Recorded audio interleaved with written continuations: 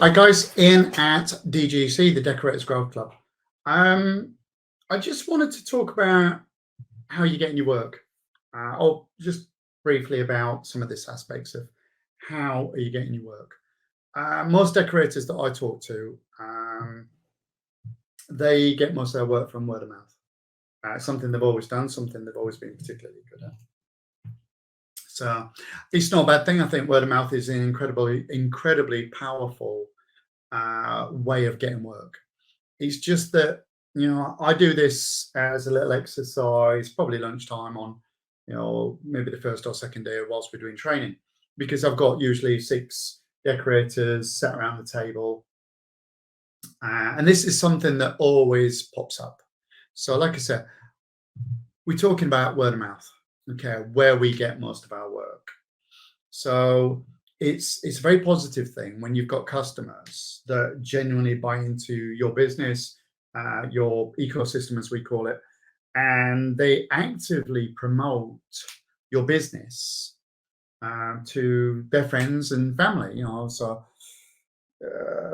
one of the ladies dropping the kids off at school, they get chatting, or maybe they do coffee morning, or it's family, friends, seeing the work that you've done. Maybe you've repainted the kitchen, living room, even their exterior or something along those lines. Even a neighbor would be saying, where did you find these people, if you got the details, etc. So word of mouth is incredibly powerful. You don't have to do anything for it, and it's already very positive. You don't got to worry about reviews, you don't got to worry about marketing, social media, and there's nothing really of a negative. But let's just do this exercise. You might agree with it, you might not, but it's something that's worth thinking about. So for us, I'll just do a little bit of whiteboard stuff. Let's see how this works out. So what we've got is 1, word of mouth. Hopefully you can see this. You'll get the gist anyway from what I'm talking about. I'm going to pick a number. I'm going to pick a number which is 150. And the reason I pick 150 is because all you got to do is go on any decorators group or forum and ask what the average rate is, and you'll see the average rate will work out at 150. Even now in 2022, the average rate for a painter stroke decorator is 150. Plus, you can all relate to it, whether you charge more than that, which I hope you do, but you can relate to what I'm saying. So word of mouth is really good. So what you've got is you've got a customer here, etc. And you're doing great. This bubble, okay, this circle of influence, as I call it, this circle is being influenced by previous work, previous customers of what you've done. So let's just pick a number. Let's say that, I don't know, let's say Carol, okay, at the top here. You did a job for her, let's just say you did a kitchen, you did a repaint. It's really nice, pretty straightforward. Let's say that, I don't know, it was a big kitchen to a certain extent and it took 10 days. Therefore, straight away, you charge 1,500 quid, let's say, for Carol's kitchen. And that's great, okay? So Carol's had her kitchen and she's over the moon, she's talking about it and everything else. And Sue comes around for coffee morning, one of the kids is playing, etc. And Carol is there and she's bragging about her kitchen. And it's really obvious because Sue sat there, they're having a coffee and she's like, oh my God, this is amazing. It looks fantastic. You must be absolutely chuffed. Great. The guys who did it were brilliant, lovely guys, just a pleasure to have around. They were here for nearly 2 weeks, no trouble at all, came highly recommended. Came from, yes. The one thing with word of mouth is, although if you try to, I suppose, ask another decorator how much your jobs cost, you're not really going to get an answer. It's a taboo subject, and it should be, But here it is not, okay? Because word of mouth is purely and utterly driven by price, okay? Don't get me wrong. She could look at the kitchen and think that is quality. It's absolutely fantastic. But she's going to want to know if that kitchen is within her budget, if she's considering something the same. So what happens is she says, Carol, do you mind me asking, how much did you pay? No, not at all. We paid £1,500. straight away she's thinking, cool. You know, if you've got their details, she's thinking, great, that fits. She can visualize how big her kitchen is, and she can think, great, that's brilliant. We had this situation probably about 6 months ago. We did a job for a client, and I'm going to try and get their names right. I think we did Emily, and I know what the price was, about 1,800 quid to do this kitchen. It was like a galley kitchen. It was done in Hague blue, and she was lovely. She was absolutely over the moon, and it did look good. The boys did a cracking job. And then, lo and behold, so we did the job for Emily. Okay, it was like I say, about 1,800 quid, so just over that. And I'm trying to think who. It's gone. I had her name a minute ago. So Emily, and then let's say Claire. All right, because it slipped my mind. Phones me up, said, you did a job for Emily. You know, I've seen the kitchen, looks amazing. You know, great transformation. Would you look at my kitchen? Absolutely.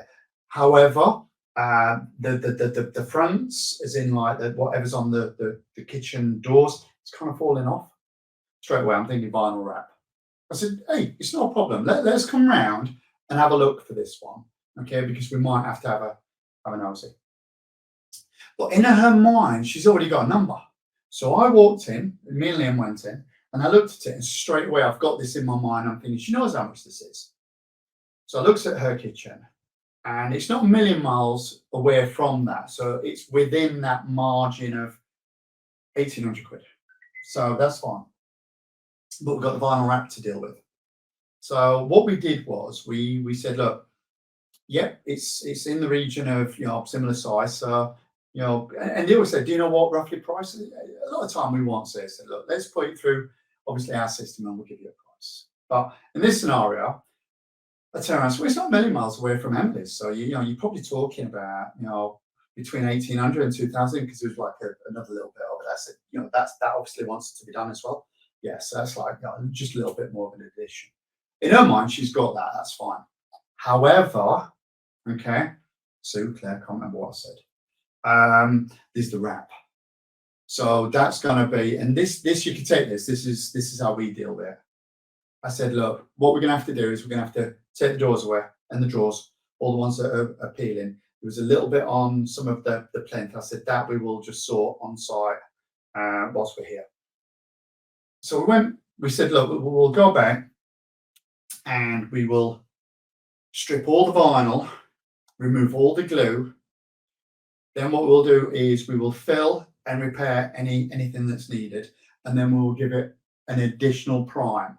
So that's a good couple of days extra work on top of, obviously, the kitchen. So we put something in there about £320, I think it was, to remove the wrap.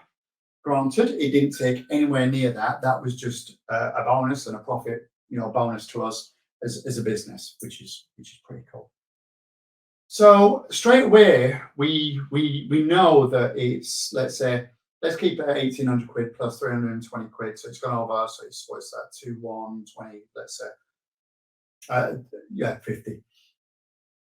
And we sent the quote to that effect. We actually kept the kitchen price as what it was, 1,800 plus the wrap element. You know, we wanted to do that as a separate entity so she could add the maths up and everything else and do it that way. The job went ahead. It was brilliant. So whilst ever we're keeping in that circle, we're good. Okay, and that is not a problem. And we will keep selling these kitchens and doing the work, and it's absolutely fantastic. Okay, let's jump ahead 6 months. Okay, now the 150, okay, that's now going to be a problem because we've got increase in paint, which we've seen anywhere between 30 to 50%. We've seen an increase in fuel of, you know, between 35 and 40% up and down. We've seen an increase in pretty much everything. So we've had to obviously follow suit and increase our prices. Now what happens is, okay, we get another recommendation from Emily, 1,800 quid. We come to do that kitchen, it's the same size, everything else. She's expecting 1,800 quid because now 2 of her friends have had kitchens done by us, which is great, and they were both about 1,800 quid. But now we want to, and we can charge, and we're busy, etc. we don't want to charge 1,800 quid. Maybe we want to charge 2,200 or 2,400 for, roughly speaking, the same kitchen. Well, that's not going to happen. So what happens is that inquiry, which was here, doesn't go ahead. Okay, we get turned down. So we didn't get it. Oops. The biggest problem we've got is we've also lost Emily because she's not going to recommend us now. Okay, because it's embarrassing. Plus, she knows that any other work that she was thinking of having done, we've now increased our prices. So what happens is you choke your business. You choke your business in word of mouth if you start putting your prices up. And the reason being is it is purely and utterly price driven. What we've learned over the years by using social media and obviously the marketing, the first thing we do is we take these jobs, okay, and we market until we get another inquiry from here.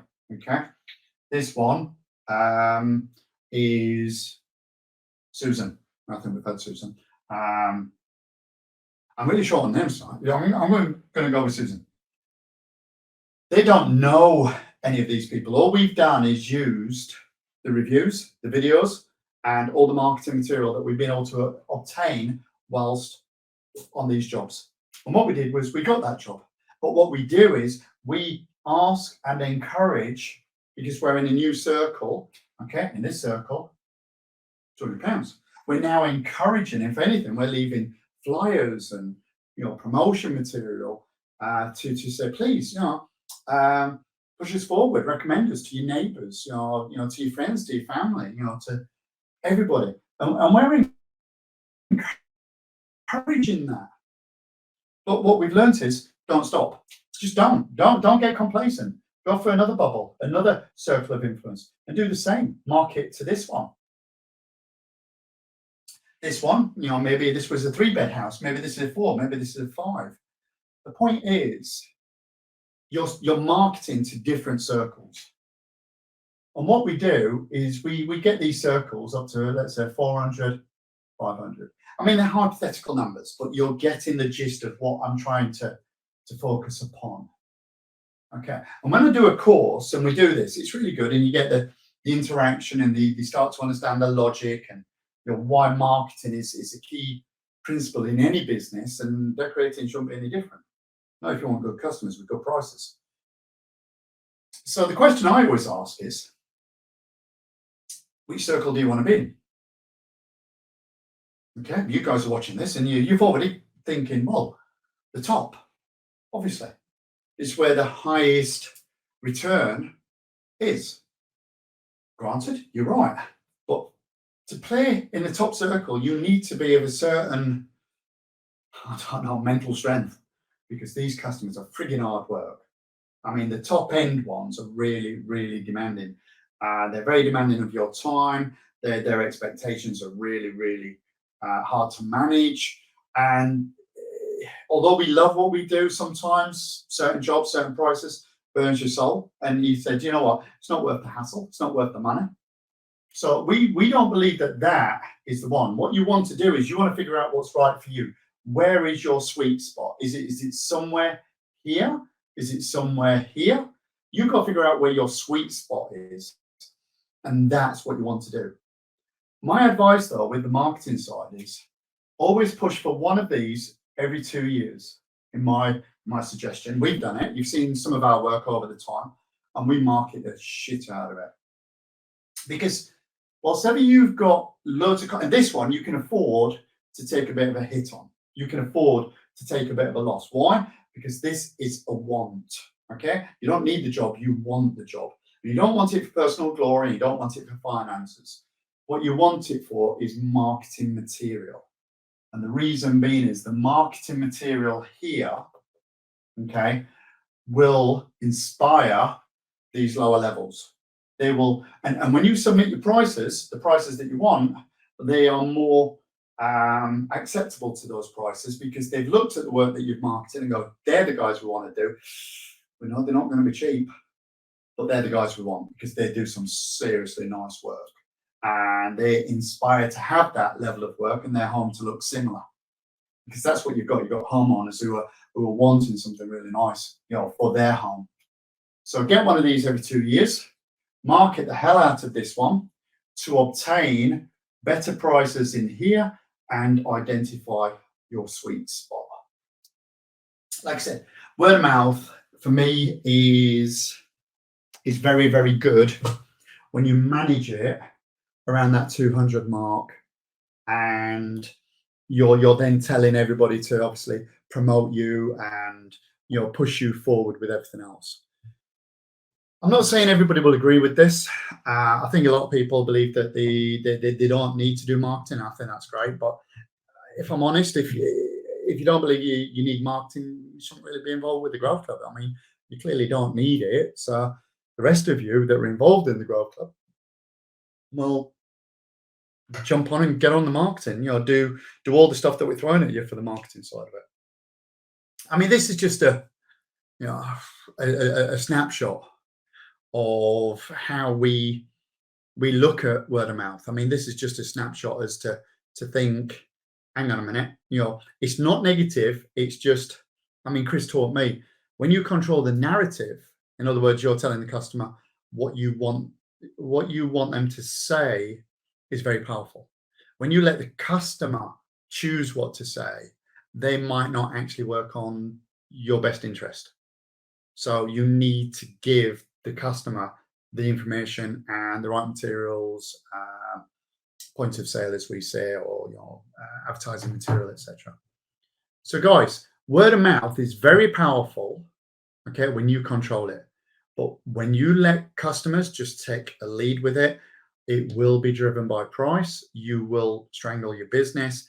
And at the moment, especially over the past 6 months, over the next 6 months, over the next 18 months, we need to be good at this. I mean, we need to outperform every competitor. And I'll talk about competitors in another,